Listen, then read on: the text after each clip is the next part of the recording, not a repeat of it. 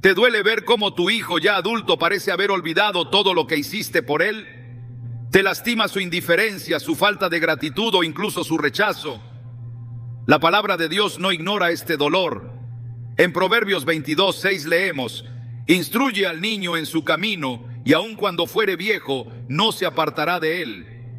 Esta promesa es más que una instrucción, es una semilla de esperanza. Aunque hoy parezca distante, lo que sembraste con amor y fe no está perdido. Hoy exploraremos cómo, con dirección bíblica y una actitud espiritual correcta, puedes cambiar radicalmente la relación con ese hijo que parece haberse endurecido. Te mostraremos cómo actuar con sabiduría divina, restaurar el vínculo roto y permitir que Dios obre en su corazón. ¿Estás listo para entender lo que Dios tiene reservado para ti y tu familia? El silencio de un hijo adulto puede doler más que cualquier palabra dicha en enojo. No es solo la ausencia de gratitud, sino la frialdad con la que te trata, como si todo lo que diste durante años no tuviera valor. Como si el amor, los desvelos, los sacrificios y hasta las oraciones fueran olvidadas. Hay padres que lo han dado todo y sin embargo reciben indiferencia. Pero ese dolor profundo, que quizás llevas callando desde hace tiempo, no es invisible para Dios. En Malaquías 1:6, el Señor mismo hace una pregunta que retumba en el alma. El hijo honra al padre y el siervo a su señor. Si pues soy yo padre, ¿dónde está mi honra? Esta no es una queja humana, sino el lamento del mismo Dios, que como Padre amoroso ha sido ignorado por sus hijos una y otra vez. Cuando sientes que tu hijo adulto ha cerrado su corazón hacia ti, no estás solo. Estás caminando un sendero que incluso el corazón divino conoce bien. El pueblo de Israel, tantas veces rescatado, bendecido y levantado por Dios, una y otra vez dio la espalda a su Creador. En Deuteronomio 32:5 o 6, Moisés canta: se han corrompido, no son sus hijos, sino su mancha, generación torcida y perversa. ¿Así pagáis a Jehová, pueblo loco e ignorante? ¿No es Él tu Padre que te creó? Estas palabras no son solo para una nación antigua, sino que resuenan en la realidad de muchas familias hoy.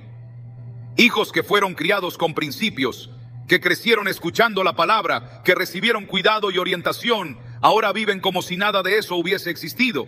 Y ahí estás tú, sintiendo que tu corazón se parte en dos, preguntándote qué hiciste mal, tal vez repasando una y otra vez decisiones del pasado, buscando una razón que explique por qué tu hijo ahora te habla con frialdad, o simplemente no te habla.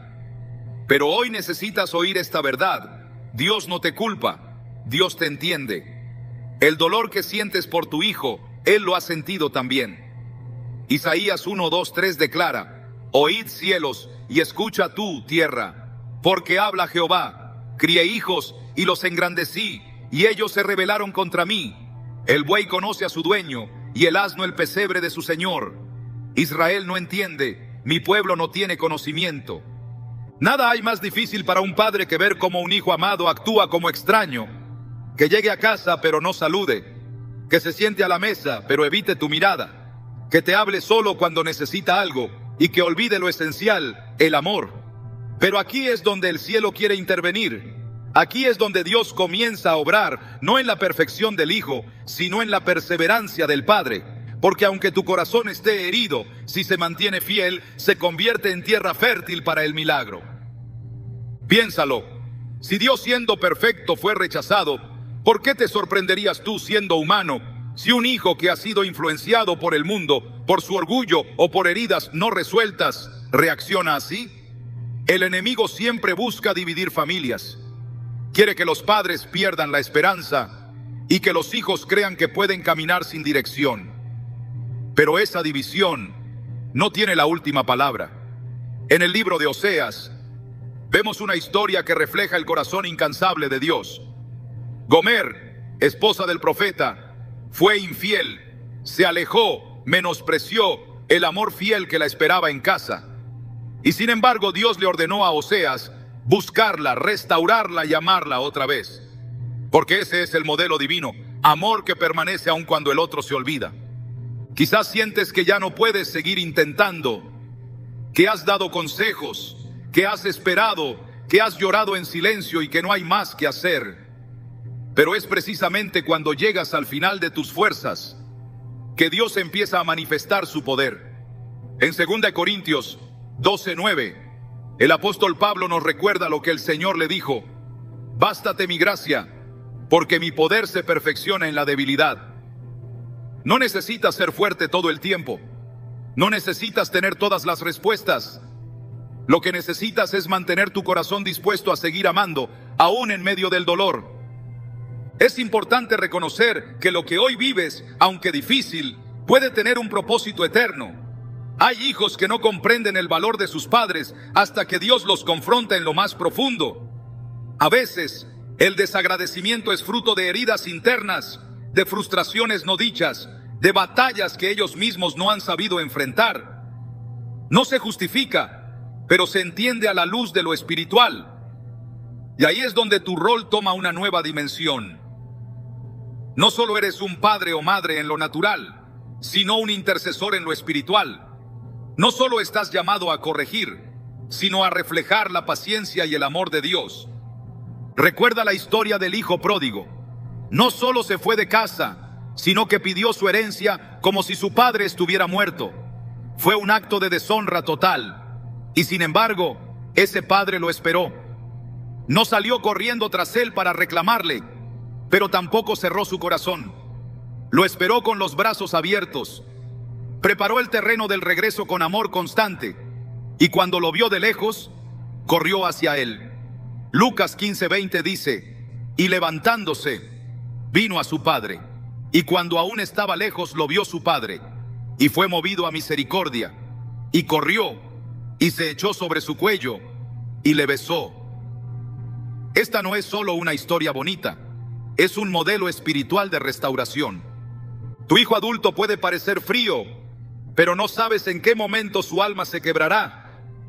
Puede estar ahora mismo luchando con culpas, con emociones que no sabe manejar, con recuerdos que le duelen más de lo que puede admitir. Y en medio de todo eso, la figura de un padre o madre que sigue ahí, que no se rinde, que no deja de orar ni de amar, puede ser el ancla que lo salve. Nunca subestimes el poder de tu presencia firme y amorosa, incluso si no recibes lo mismo de vuelta. Muchos padres han visto milagros después de años de silencio. Hijos que un día llamaron llorando, pidiendo perdón. Hijos que regresaron al camino no por presión, sino porque no pudieron ignorar la semilla de fe, amor y verdad que se sembró en su infancia. Isaías 55:11 afirma: así será mi palabra que sale de mi boca. No volverá a mí vacía, sino que hará lo que yo quiero, y será prosperada en aquello para que la envíe. Cada oración que hiciste, cada versículo que compartiste, cada consejo que diste, nada de eso ha sido en vano. Dios ha visto todo, no solo el dolor, sino también tu fidelidad, y Él es justo.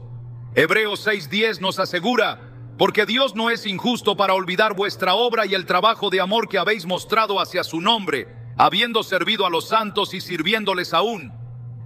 Esa obra de amor que has hecho con tu hijo, aunque hoy parezca no reconocida, será honrada por Dios en su tiempo. Tal vez no lo ves ahora, pero eso no significa que no esté ocurriendo en lo invisible. Hay batallas que se están peleando en el espíritu. Hay ángeles asignados. Hay promesas activas. Es fácil perder la fe cuando el amor no es correspondido, pero el amor verdadero no espera recompensa. Ama porque fue llamado a amar. Y tú has sido llamado a ser reflejo del Padre. Si Él sigue extendiendo misericordia a generaciones rebeldes, tú también puedes seguir amando con esperanza. No desde la desesperación, sino desde la confianza de que el cielo tiene la última palabra. No mires solo la actitud presente de tu hijo. Míralo con ojos espirituales. Declara sobre él lo que todavía no ves. Llama lo que no es como si fuera. Romanos 4:17 dice que Dios da vida a los muertos y llama las cosas que no son como si fuesen. Si ves a tu hijo frío, declara que será restaurado. Si lo ves lejos, declara que será llamado a la casa del Padre. Si hoy no te habla, ora como si ya estuviera regresando. Esa es la fe que agrada a Dios. Hebreos 11:6 nos lo recuerda. Sin fe es imposible agradar a Dios. No es el momento de rendirse, es el momento de posicionarte como guerrero en el espíritu, de entender que este es solo un capítulo y no el final. Aún hay páginas por escribirse, aún hay abrazos por darse, aún hay lágrimas que serán convertidas en gozo. Salmo 126:5 lo promete: los que sembraron con lágrimas, con regocijo segarán.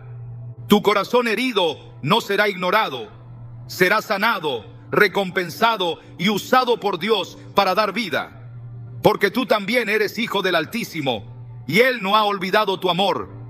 Cuando un hijo se vuelve indiferente, el primer impulso que nace en el corazón de un padre es reclamar. La queja surge casi de forma automática. ¿Cómo puede ser tan ingrato? ¿Acaso no recuerda todo lo que hice por él? ¿En qué momento se volvió así? Y aunque estas preguntas parecen válidas, su efecto es estéril. Las quejas no abren corazones, las quejas no abren cielos. En cambio, cuando la queja es reemplazada por la intercesión, algo poderoso comienza a moverse en lo invisible. Dios no se conmueve con lamentos nacidos de la amargura, pero sí responde a la voz del justo que intercede con fe. Job tenía 10 hijos, y aunque no sabía si pecaban o no, cada mañana se levantaba para ofrecer sacrificios a favor de ellos, diciendo: quizás mis hijos habrán pecado y habrán blasfemado contra Dios en sus corazones. Job 1:5.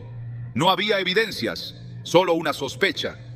Pero eso bastaba para hacer de la intercesión una prioridad. Este pasaje revela el corazón de un padre que entiende el poder de intervenir en el mundo espiritual, incluso cuando no hay señales visibles de transformación. No esperó a que sus hijos le pidieran oración, ni tampoco usó su autoridad para condenarlos. Actuó antes, y esa anticipación espiritual es lo que define a los padres que se levantan en medio de la oscuridad. El enemigo quiere padres desesperados, atrapados en el dolor, consumidos por la queja, pero el cielo busca padres firmes que se conviertan en un muro de protección a través de la oración. En Ezequiel 22:30 el Señor dice: y busqué entre ellos hombre que hiciese vallado y que se pusiese en la brecha delante de mí a favor de la tierra, para que yo no la destruyese, y no lo hallé. La brecha se llena cuando alguien decide ponerse entre el juicio y la misericordia, entre la rebeldía del Hijo y la gracia del Padre. Ese lugar no es cómodo, pero es el más efectivo. No es una posición de queja, es una posición de clamor. La intercesión no es una oración común, es una entrega espiritual en la que el corazón del Padre se alinea con el corazón de Dios para hablar a favor de aquel que no quiere escuchar. Es un lenguaje del Espíritu que se eleva con insistencia, como lo describe Jesús en Lucas 18, cuando narra la parábola de la viuda y el juez injusto. Ella insistía día y noche: hazme justicia. Aunque aquel juez no temía a Dios ni respetaba a los hombres, su persistencia logró que le hiciera caso. Y Jesús concluye diciendo: ¿y acaso Dios no hará justicia a sus escogidos, que claman a Él día y noche, aunque se tarde en responderles? Lucas 18:7. Un padre que intercede no clama una vez y se rinde, no ora hoy y se cansa mañana. Entiende que lo que está en juego no es solo una relación rota, sino el destino eterno de su hijo. Cuando un hijo adulto vive lejos de Dios y muestra ingratitud hacia su familia, esa actitud muchas veces nace de un corazón herido, confundido o endurecido por el pecado. Solo una intervención espiritual puede romper esas barreras. Y esa intervención comienza en lo secreto, no con gritos, sino con lágrimas que tocan el trono de Dios. El profeta Samuel es otro ejemplo de intercesor. En 1 Samuel 12:23 declara: y yo ciertamente no pecaré contra Jehová, cesando de rogar por vosotros. Antes os instruiré en el camino bueno y recto. Samuel reconoce que dejar de interceder por el pueblo sería un pecado. No era una opción. Había comprendido que su llamado como guía espiritual implicaba una responsabilidad constante. Así también, los padres tienen un sacerdocio intransferible sobre sus hijos. No pueden rendirse ni delegar a otros la carga de oración.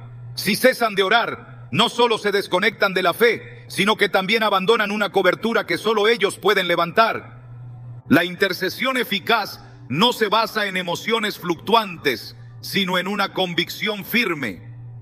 En Hebreos 11:1 leemos que la fe es la certeza de lo que se espera, la convicción de lo que no se ve. Esta certeza no depende de que el Hijo muestre señales de cambio. Se ora porque se cree, se intercede porque hay una promesa. En Hechos 16:31, Pablo y Silas dicen: cree en el Señor Jesucristo y serás salvo, tú y tu casa. Esta palabra ha sostenido a generaciones. No es una esperanza vacía, es una garantía divina para aquellos que no cesan de orar. En los tiempos del Antiguo Testamento, los sacerdotes ofrecían incienso cada día en el templo. Este incienso era símbolo de las oraciones constantes del pueblo. Apocalipsis 5:8 nos revela que las copas de oro que están delante del trono están llenas de incienso, que son las oraciones de los santos. Es decir, cada oración que un padre hace por su hijo no desaparece, no se pierde, se acumula, sube, permanece en presencia de Dios. Y cuando el tiempo es cumplido, esas oraciones desatan respuesta. La oración no debe hacerse con desesperación ni con quejas ocultas en forma de súplica. Santiago 5:16 enseña que la oración eficaz del justo puede mucho. No es cualquier oración, es la oración del que ha decidido pararse en fe, aunque su hijo no lo salude, aunque sus palabras sean ásperas, aunque no haya gratitud. Es la oración que no busca venganza ni castigo, sino redención. Es la oración que dice: Señor, ten misericordia de él, ábrele los ojos, tócalo donde yo no puedo llegar, haz lo que yo no puedo hacer. La oración transforma primero al que ora. El padre o madre que intercede no solo está luchando por su hijo, sino que está siendo moldeado a la imagen de Cristo. Jesús mismo intercede constantemente por nosotros. Romanos 8:34 lo afirma: Cristo Jesús es el que murió, más aún, el que también resucitó, el que además está a la diestra de Dios, el que también intercede por nosotros. Si el Hijo Eterno no cesa de interceder, ¿por qué nosotros dejaríamos de hacerlo por quienes amamos? El tiempo de la intercesión no se mide por resultados visibles, sino por fidelidad. A veces pasarán meses, años incluso, antes de que la dureza del corazón se quiebre. Pero en cada instante algo se está moviendo. El Espíritu Santo no se detiene. Juan 16:8 explica que Él convencerá al mundo de pecado, de justicia y de juicio. Esa obra de convicción no le pertenece al Padre, no le corresponde a la Madre, es tarea del Espíritu. Pero su trabajo se fortalece cuando hay intercesores constantes que sostienen el clamor en la tierra mientras el cielo obra en lo invisible. La oración también es un acto de guerra espiritual. En Efesios 6, Pablo habla de la armadura de Dios. Entre esas armas espirituales destaca en el verso 18: orando en todo tiempo con toda oración y súplica en el Espíritu, y velando en ello con toda perseverancia. No es suficiente con orar una vez, hay que velar, hay que insistir. La oración no solo toca el corazón de Dios, también desarma las estrategias del enemigo. Todo espíritu de rebeldía, toda raíz de amargura, todo velo espiritual que impide a tu hijo ver la verdad, comienza a debilitarse cuando tú clamas con autoridad y fe. El clamor constante se convierte en una atmósfera que rodea al hijo incluso cuando no lo percibe. La intercesión abre camino, prepara el terreno, ablanda corazones y posiciona al hijo para un encuentro con Dios. No es tu presencia lo que lo cambiará, no serán tus palabras. Será la obra invisible que el Espíritu hace en respuesta a tus rodillas dobladas. A veces, cuando todo parece estancado, lo que Dios espera no es más palabras dichas al Hijo, sino más palabras dirigidas al cielo. Menos conversación con el conflicto, más comunión con el Altísimo. Hay momentos en los que la oración es lo único que queda, pero también es lo único que se necesita. Es en ese lugar de entrega total, cuando ya no se intenta controlar, convencer ni forzar, donde la oración se vuelve pura. Y es esa oración la que mueve la mano de Dios. Isaías 65:24 promete: y antes que clamen, responderé yo. Mientras aún hablan, yo habré oído.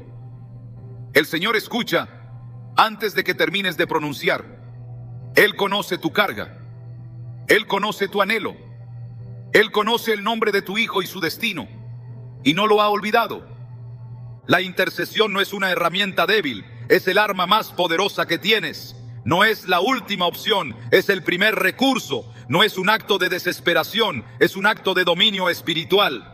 Cuando el padre se levanta en oración, se convierte en una torre de vigilancia sobre su casa. Cuando la madre ora con autoridad, abre puertas en los cielos que nadie puede cerrar. Esta es la posición que transforma generaciones. Esta es la respuesta que cambiará todo. Hay momentos en los que todo en el corazón de un padre clama por ser reconocido, no por orgullo, sino porque la ingratitud constante lastima. La indiferencia de un hijo adulto que no ve, no valora, no agradece, se convierte en una carga que pesa más que las responsabilidades de toda una vida. Sin embargo, hay un principio espiritual que trasciende la necesidad de reconocimiento humano. Lo que no se puede enseñar con palabras, se puede modelar con vida. En el reino de Dios, el testimonio tiene más peso que cualquier reclamo.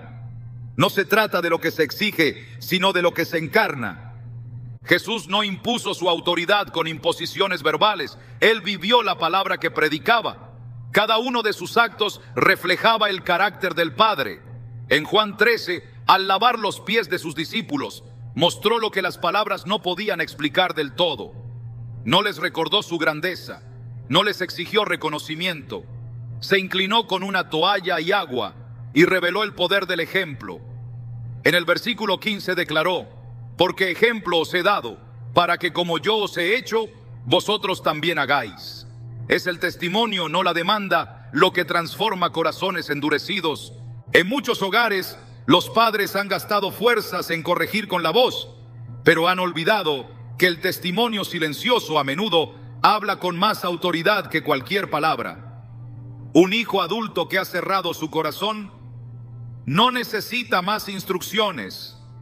Necesita ver una fe que permanece, una paz que no depende del trato que recibe, un amor que no negocia su fidelidad con las circunstancias. Eso es lo que derriba muros. Eso es lo que Dios usa para confrontar sin herir, para atraer sin presionar, para enseñar sin palabras.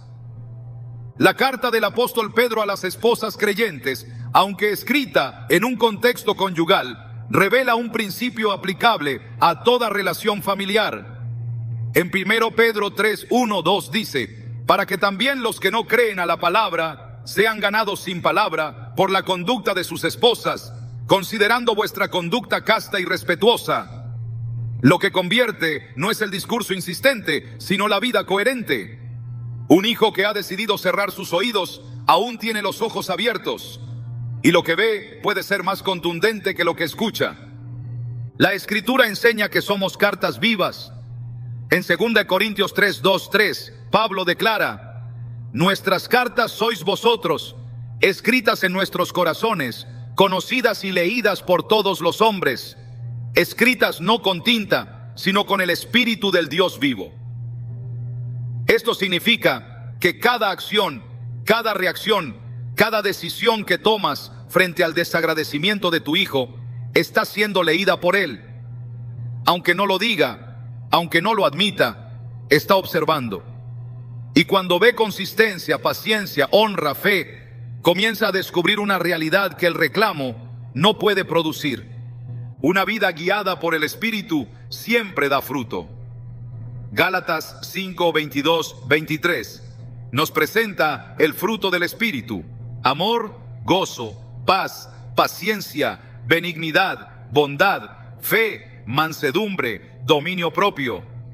Estas cualidades no se desarrollan en tiempos de armonía, sino en momentos de tensión. Cuando el hijo desprecia, cuando responde con frialdad, cuando olvida lo recibido, ahí es donde el testimonio se vuelve más poderoso. No porque niegue el dolor, sino porque decide responder desde la plenitud del Espíritu. y no desde la herida. La palabra enseña que los verdaderos hijos de Dios son pacificadores. En Mateo 5:9, Jesús proclama: bienaventurados los pacificadores, porque ellos serán llamados hijos de Dios. Ser pacificador no es evitar el conflicto, es portar la presencia de Dios en medio del conflicto. Es no dejarse arrastrar por la reacción emocional, sino mantenerse firme en la identidad espiritual. Es vivir de tal manera que incluso el más endurecido se vea confrontado con la verdad del Evangelio, no por lo que se dice, sino por lo que se vive. El testimonio tiene una forma silenciosa de derribar argumentos. No necesita gritar para ser oído. No necesita defenderse para ser creído. Proverbios 27 dice: camina en su integridad el justo, sus hijos son dichosos después de él. La bendición no está atada al reconocimiento inmediato. Hay hijos que solo valorarán lo que viviste cuando estén atravesando sus propios procesos. Pero la palabra garantiza que tu justicia dejará una herencia visible. La integridad es semilla, y aunque tarde en germinar, dará fruto. Cuando un padre decide dejar de reclamar y empieza a vivir con excelencia delante de Dios, está enviando un mensaje claro al corazón de su hijo, no un mensaje de exigencia, sino de inspiración. La conducta, cuando está alineada con el Espíritu, tiene una autoridad que no necesita gritar. Tiene un peso que trasciende los desacuerdos. Es como una luz en medio de la oscuridad. Jesús dijo en Mateo 5:16: así alumbre vuestra luz delante de los hombres, para que vean vuestras buenas obras y glorifiquen a vuestro Padre que está en los cielos. No se trata de buscar la aprobación del Hijo, sino de glorificar al Padre. Y cuando eso ocurre, incluso el más indiferente comienza a ver. El amor sin condiciones también forma parte del testimonio. No se trata de permitir abusos ni de tolerar irrespeto, sino de mantener una postura de amor firme que no responde con desprecio ni con dureza. Romanos 12:21 instruye: no seas vencido de lo malo, sino vence con el bien el mal. Esa victoria no es inmediata, pero es segura. Cada vez que eliges actuar con honra, estás invirtiendo en el proceso de restauración. No estás siendo pasivo, estás siendo estratégico en el espíritu. Es fundamental entender que el testimonio no solo transforma al hijo, también fortalece al padre. Cuando decides vivir con rectitud, con mansedumbre y sin amargura, te estás protegiendo del resentimiento, estás blindando tu alma, porque nada corrompe más el corazón que una respuesta constante de enojo. Efesios 4:31-32 nos llama a desechar toda amargura, enojo, ira, gritería y maledicencia, y a ser benignos unos con otros, misericordiosos, perdonándoos unos a otros como Dios también os perdonó a vosotros en Cristo. El testimonio que se sostiene en el tiempo tiene un poder acumulativo. Al principio puede parecer inútil, puede parecer que nada cambia, pero con el pasar de los días, el ejemplo constante se convierte en una semilla plantada en terreno profundo. Y aunque ese terreno parezca duro, la palabra de Dios nunca regresa vacía. Isaías 55:10-11 lo declara con autoridad: así será mi palabra que sale de mi boca. No volverá a mí vacía, sino que hará lo que yo quiero y será prosperada en aquello para que la envié. Ser ejemplo no significa ser perfecto, significa ser constante, ser fiel, ser coherente. Cuando falles, pide perdón. Cuando seas injusto, reconoce tu error. Esa honestidad también es testimonio. No estás llamado a fingir una perfección que no tienes, sino a modelar una vida sujeta a Dios. Y eso es lo que más impacto tiene sobre el corazón de un hijo, porque lo acerca a una fe real, no a una religión vacía. En el libro de Tito, el apóstol Pablo exhorta a los creyentes a mostrar integridad en todo.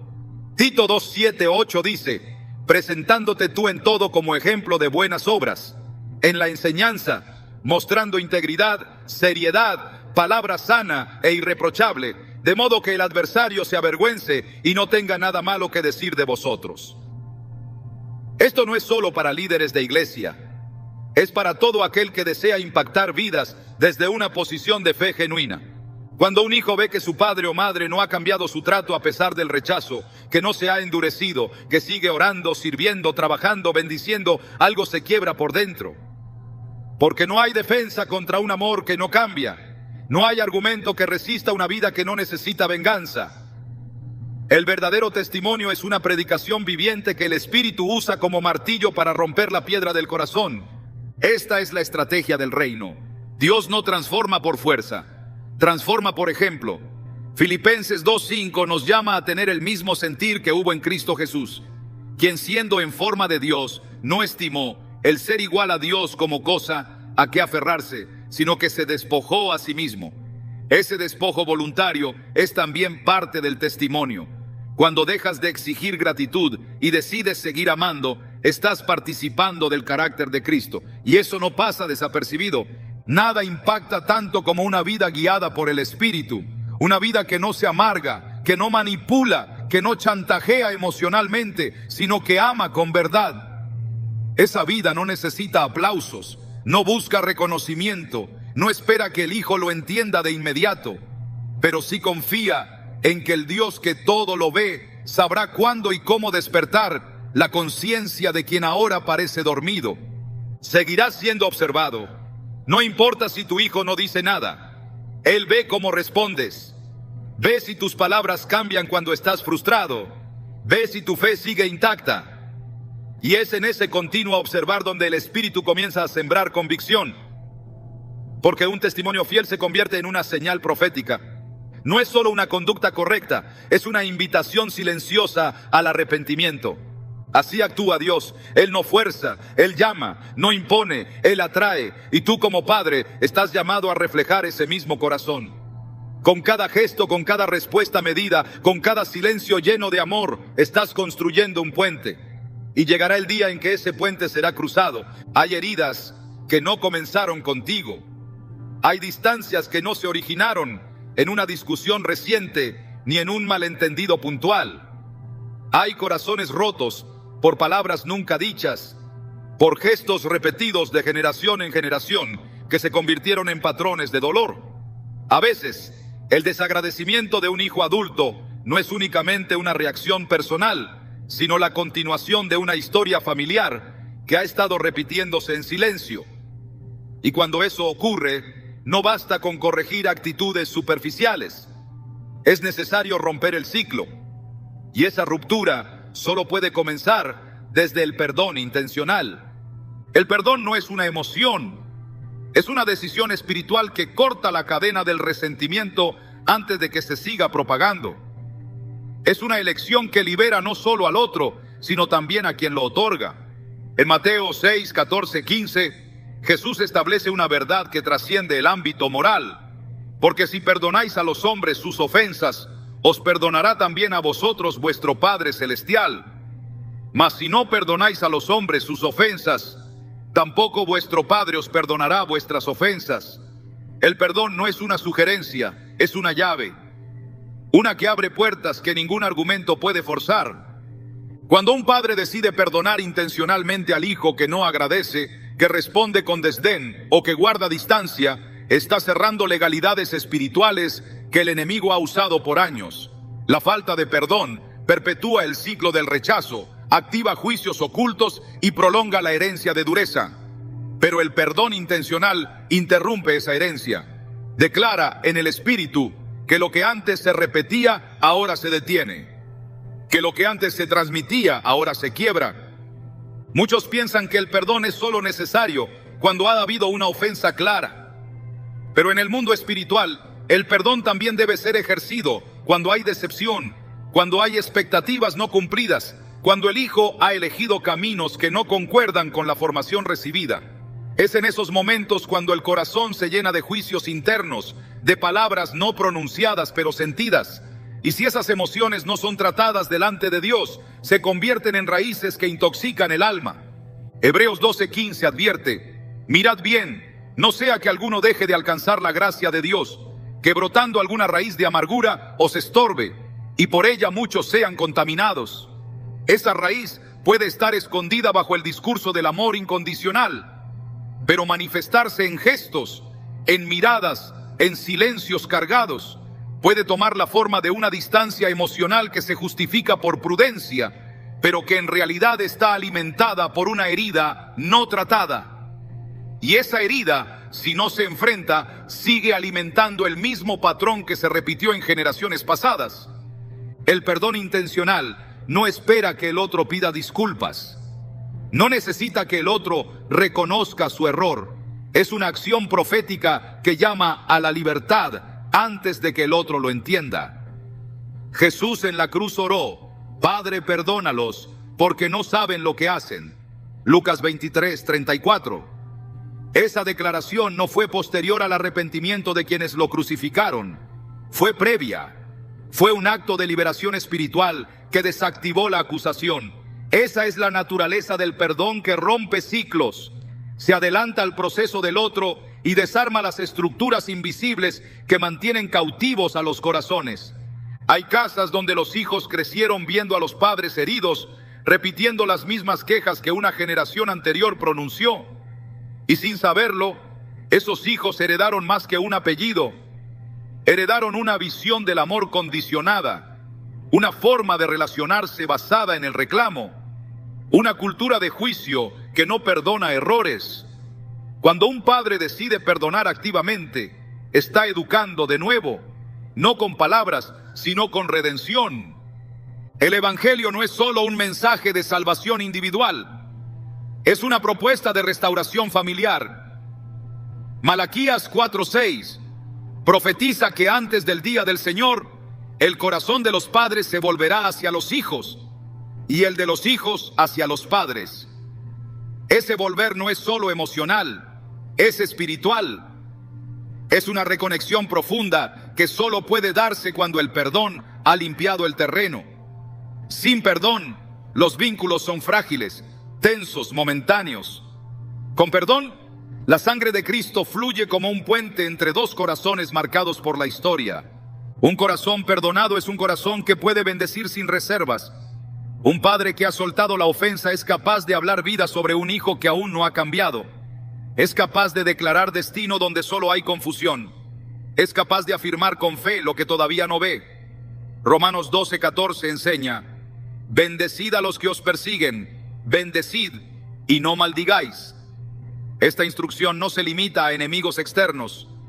Aplica también en el contexto íntimo de una relación rota por el desagradecimiento. Porque el poder de la bendición trasciende el conflicto. Habla al espíritu, siembra para el futuro. Romper un ciclo generacional requiere intencionalidad. Requiere identificar lo que se ha repetido por décadas y decidir en el nombre de Jesús que eso no continuará. Requiere declarar libertad sobre tu propia alma para que no sigas actuando desde la herida. Requiere renunciar al derecho de tener la razón para abrazar la justicia del reino. Requiere obedecer aunque no sientas, porque el perdón no depende de la emoción, depende de la decisión espiritual de caminar en luz. Primero Juan 2:9-10 afirma: el que dice que está en la luz y aborrece a su hermano está todavía en tinieblas. El que ama a su hermano permanece en la luz. Aunque tu hijo sea ingrato, aunque no te busque, aunque haya marcado distancia, él sigue siendo tu hermano en la carne.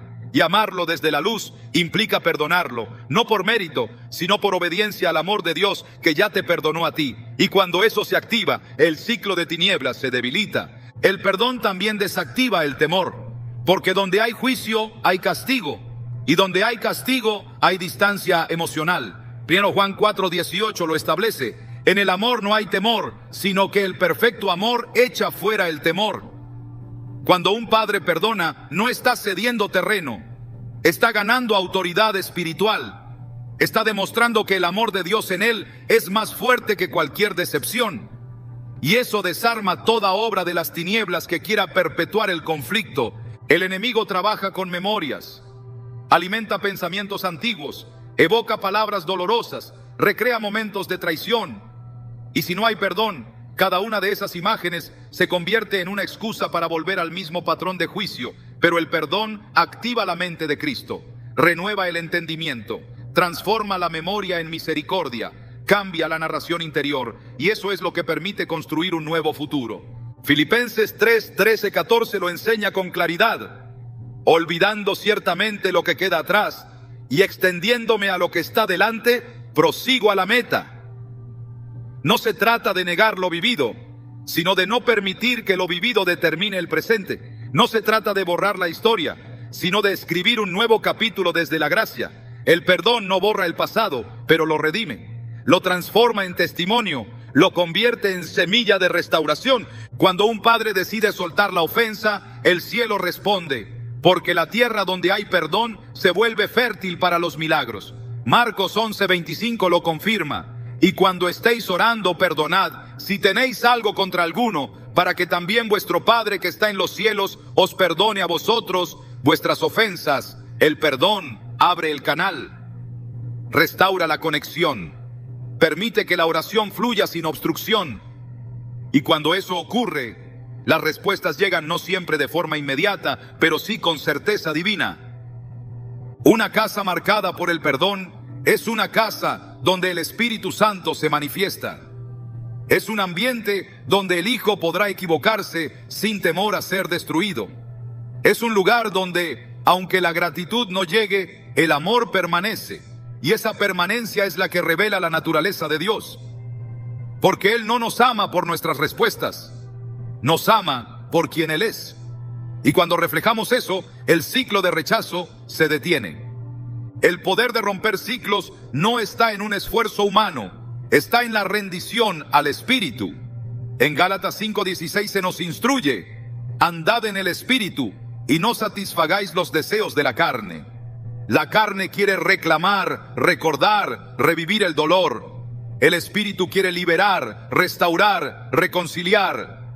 Y esa es la senda del Padre que quiere ver transformación real. Caminar en el Espíritu, perdonar desde la cruz, vivir desde la gracia. No todo cambio comienza en el otro. A veces, la transformación que buscas en tu hijo depende de la sanidad que aceptes en tu interior. El perdón es el primer paso, no hacia el otro, sino hacia la libertad. Porque quien no perdona sigue atado al ofensor. Pero quien perdona recupera su paz, su autoridad, su destino. Hoy puedes declarar que el ciclo termina contigo, que no seguirás repitiendo lo que viste en el pasado, que no heredarás a tus nietos un legado de juicio, que la misericordia reescribirá tu historia familiar, y cuando lo haces, Dios comienza a moverse, porque Él es especialista en levantar nuevas generaciones sobre fundamentos restaurados. Cuando se habla de restauración, muchos piensan en acuerdos, en disculpas, en condiciones previas que deben cumplirse para que el amor vuelva a fluir. Pero el modelo que el cielo ofrece va mucho más allá de la lógica humana. La restauración que proviene de Dios no exige garantías ni espera perfección. El modelo perfecto de restauración es el del Padre Eterno, aquel que no se ofende, no abandona y no retira su amor, aun cuando ha sido rechazado. En ese modelo no hay negociaciones, solo brazos abiertos. La parábola del hijo pródigo revela con claridad ese corazón. El hijo se marchó voluntariamente, despreciando todo lo que el padre representaba. Gastó su herencia en una vida desordenada, perdió su dignidad y volvió únicamente cuando no le quedaba nada. No hubo cartas de disculpa previas, no hubo señales de arrepentimiento sostenido, y sin embargo, el padre lo vio de lejos y corrió hacia él. No lo detuvo para evaluar su sinceridad. No le exigió explicaciones. Lo vistió, lo restauró y celebró su regreso como si nunca se hubiera ido. Lucas 15:20 lo describe con detalles que quiebran toda lógica humana. Y cuando aún estaba lejos, lo vio su padre y fue movido a misericordia y corrió y se echó sobre su cuello y le besó. Ese acto no fue débil, fue poderoso. Fue una declaración espiritual que anuló toda acusación que el hijo pudiera haber cargado. Fue una cobertura inmediata de gracia, una restauración sin condiciones. Y es ese modelo el que el Padre Celestial nos llama a imitar. Restaurar sin condiciones no significa ignorar el dolor. Significa decidir que el amor será más fuerte que la herida, que el vínculo será más valioso que el orgullo, que la dignidad del hijo tiene más peso que la historia del error. La restauración verdadera comienza en el corazón del que ama, no en la reacción del que ofende. Es el padre quien corre, es el padre quien abraza primero, es el padre quien devuelve la identidad al hijo. Esa actitud desarma la vergüenza, rompe la cadena del rechazo y crea un espacio donde el cambio es posible. Porque la verdadera transformación no nace del juicio, sino del encuentro con la misericordia. Dios no esperó a que el mundo se volviera perfecto para enviar a su Hijo. No impuso requisitos. Juan 3:16 lo resume con una sencillez que encierra una profundidad eterna. Porque de tal manera amó Dios al mundo que ha dado a su Hijo unigénito. No se trató de una respuesta al arrepentimiento humano, sino de una iniciativa del cielo. La restauración fue ofrecida antes de que hubiera una respuesta. Y eso es lo que cambia todo. Ese tipo de amor no se puede resistir para siempre. Esa clase de gracia no se olvida fácilmente. El amor que restaura sin condiciones no es débil ni ingenuo. Es maduro, consciente y espiritual. No significa permitir abusos ni negar la realidad. Significa posicionarse como una referencia estable, como una imagen del Padre que no cambia. Significa decidir que el amor será la respuesta, incluso cuando la otra parte aún no entiende, aún no regresa, aún no valora. Romanos 5:8 establece con fuerza esta verdad. Mas Dios muestra su amor para con nosotros, en que siendo aún pecadores, Cristo murió por nosotros. Ese amor no esperó perfección. Se entregó primero, se dio por entero, abrió el camino para que, en su momento, el corazón humano pudiera volver. La restauración, según el modelo del cielo, tiene el poder de sanar incluso lo que ha estado roto durante años. Tiene la capacidad de rehacer la historia desde un nuevo punto de partida. No porque todo haya sido olvidado, sino porque la sangre de Cristo ha hecho posible que lo viejo no determine lo que está por venir. En 2 Corintios 5:17 se afirma: de modo que si alguno está en Cristo, nueva criatura es. Las cosas viejas pasaron, he aquí todas son hechas nuevas. Esta renovación no ocurre solo en quien ha errado, sino también en quien ha sido llamado a restaurar. Los padres que restauran sin condiciones no ignoran lo sucedido, pero deciden no ser gobernados por eso.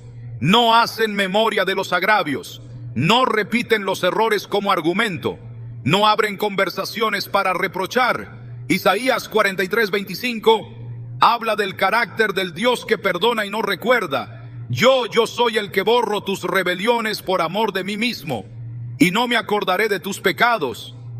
Este principio, cuando es aplicado en la familia, rompe maldiciones generacionales, sana vínculos y establece un nuevo legado. La restauración no es el final del proceso, es el principio de una nueva etapa. Y esa etapa debe comenzar desde la gracia, no desde el ajuste de cuentas. En muchas ocasiones, el hijo adulto no tiene aún la madurez para enfrentar el daño que ha causado. Pero eso no debe detener el acto restaurador del Padre, porque es ese acto de amor radical el que siembra la semilla del cambio. No se trata de negar la justicia, sino de priorizar la misericordia. Santiago 2:13 dice: la misericordia triunfa sobre el juicio. Y cuando ese principio guía la relación entre padre e hijo, se establece un ambiente donde lo imposible comienza a ser transformado. El padre que decide restaurar sin condiciones se convierte en un instrumento del cielo. Su casa se vuelve un lugar de refugio.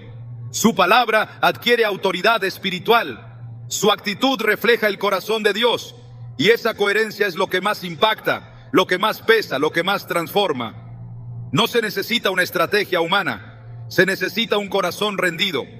Se necesita humildad para renunciar a la necesidad de ser entendido.